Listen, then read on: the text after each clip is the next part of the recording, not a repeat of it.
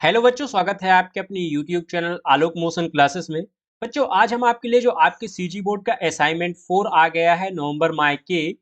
आपके कक्षा 10वीं के विषय हिंदी के सभी प्रश्नों के उत्तर इस वीडियो पर हम आपके लिए ले आए हैं। तो आपको इस वीडियो में सभी प्रश्नों के उत्तर मिलने वाले हैं।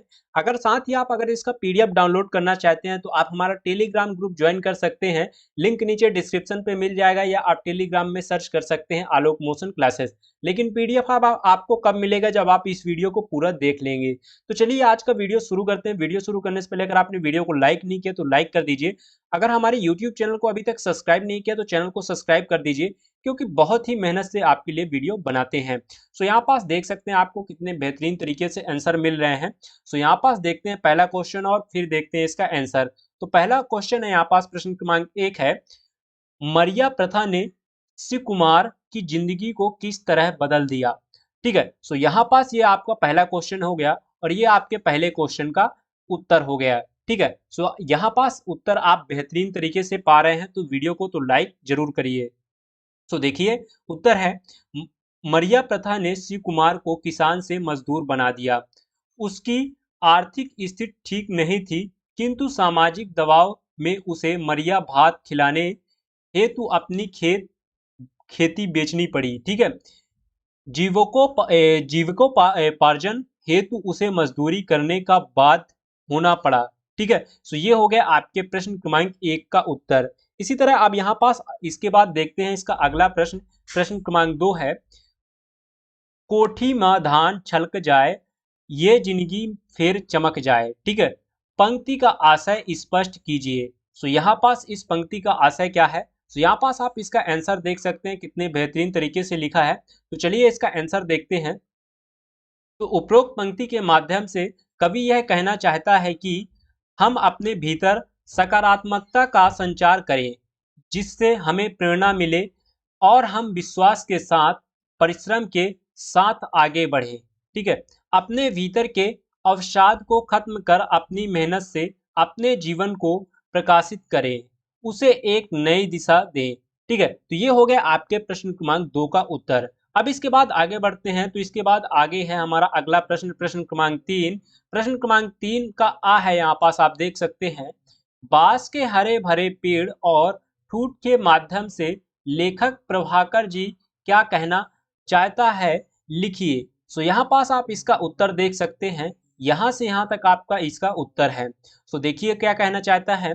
उत्तर है, हरे भरे पेड़ और ठूठ के माध्यम से लेखक कहना चाहता है कि हिलना और झुकना अर्थात परिस्थितियों में समझौता करना होता है। ठीक है, जिस जीवन में समझौता समन्वय नहीं वह जीवन जीने योग्य नहीं होता है, वह जीवन जड़ हो जाता है। ठीक है, कहने का तात्पर्य है कि हमारा जीवन वृक्ष की तरह होना चाहिए, यही जीवन की कृतार्थता है। ठीक है, ये हो गया आपके प्रश्न क्रमांक तीसरे का आ का उत्तर। अब यहाँ पास आगे बढ़ते हैं। इसके बाद अगला प्रश्न है, प्रश्न क्रमांक तीसरे का बा है। ठीक है, तो क्या है, तानाशाही क्या है, तानाशाह की जीवन शैली कैसी होती है, अपने शब्दों में लिखिए। यहाँ पास आप इसका उत्तर देख पा रहे होंगे, यहाँ से यहाँ तक इसका उत्तर है। ठीक है, तो देखिए क्या है उत्तर। जब मनुष्य परिस्थितियों में समझौता नहीं करता है, हानि लाभ की परवाह किए बिना केवल अपने विचार को ही प्रधानता देता है, तानाशाही है। ठीक है, तानाशाह की जीवन शैली निरंकुश होती है। रावण, हिरण्यकश्यप, हिटलर और स्टालिन ऐसे ही व्यक्तित्व थे जिनके जीवन में समन्वय के लिए कोई स्थान ना था। वे अपने मतों के लिए अड़ियल थे। ठीक है, ये हो गया आपके प्रश्न क्रमांक तीसरे के बा का उत्तर। आगे बढ़ते हैं। इसके बाद अगला प्रश्न है, प्रश्न क्रमांक 4 है, दिए गए पद्यांश का संदर्भ प्रसंग सहित व्याख्या कर लिखिए। ठीक है, यहाँ पास आपको एक पद्यांश दिया गया है यहाँ से यहाँ तक, और इस पद्यांश का आपको संदर्भ और प्रसंग और व्याख्या लिखना है। तो चलिए इसके उत्तर को देखते हैं। यहाँ पास से आपका उत्तर शुरू हो जाता है। ठीक है, यहाँ पास सबसे पहले आप देख पा रहे होंगे ये आपका संदर्भ है। तो यहाँ से यहाँ तक आपका क्या है, संदर्भ है। तो संदर्भ क्या है, देखिए, प्रस्तुत पद्यांश हमारी पाठ्य पुस्तक के पाठ 8 जीवन का झरना से अवतरित है।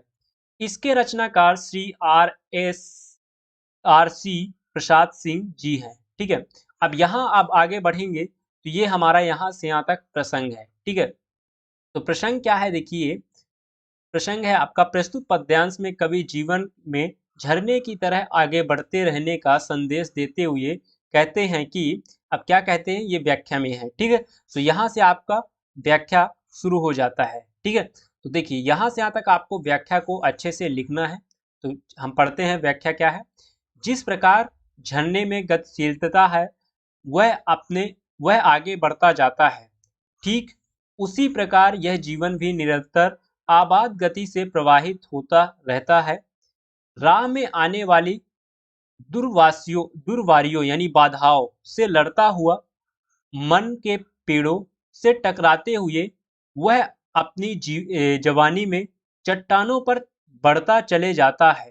ठीक है, ठीक उसी प्रकार मनुष्य भी जीवन की वास्तविकता को समझते हुए, सकारात्मक विचार रखते हुए हर कठिनाइयों को पार करता हुआ आगे बढ़ता जाता है।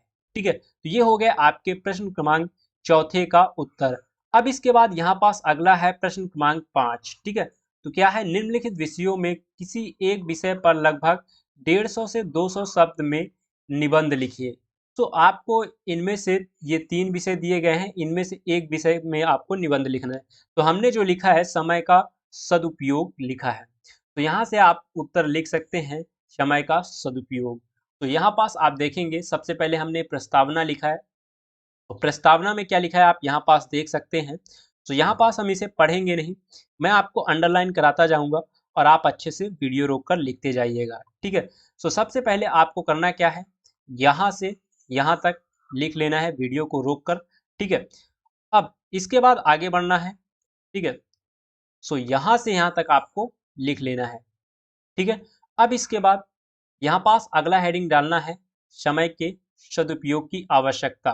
ठीक है, सो फिर इसके बाद आपको यहाँ से यहाँ तक लिख लेना है। ठीक है, और फिर इसके बाद आपको यहाँ से यहाँ तक लिख लेना है। ठीक है, फिर आगे है अभी यहाँ पास ये आपको दोहा लिख लेना है। ठीक है, काल करे सो आज करे सो अब, पल में प्रलय होगी बहुरी करेगा कब। ठीक है, फिर इसके बाद अगला हेडिंग डालना है आपको, समय के सदुपयोग से लाभ। ठीक है, फिर आपको यहाँ पास करना क्या है देखिए, यहाँ से यहाँ तक आपको सबसे पहले लिख लेना है। ठीक है, फिर इसके बाद आपको यहाँ से यहाँ तक लिख लेना है।